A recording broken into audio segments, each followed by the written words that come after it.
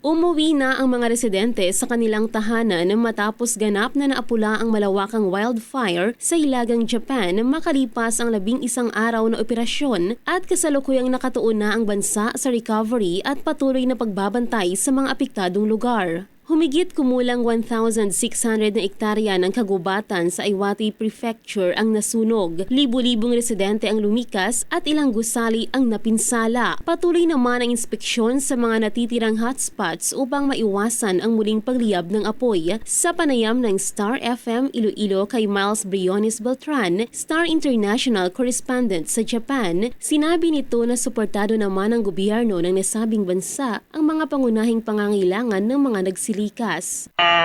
Maraming kabahayan ang nasunugan at nag-evacuate, no? Dahil sa laki ng pinsala ng sunog na ito. At syempre ang gobyerno naman ng Japan laging handa sa mga ganitong pagtulong pag may mga ganitong kalamidad na nangyayari. So sa mga evacuation center ay suportado naman ng gobyerno ng Japan ang kanilang mga pangunahing pangangailangan. Ang insidenteng ito ay isa sa pinakamalaki sa loob ng ilang dekada ayon sa mga eksperto. Para sa Bombo Network News, it was Star DJ Charlie and this is Bombo Radio Philippines, the #1 and most trusted source of news and information. Basta Radio, Bombo!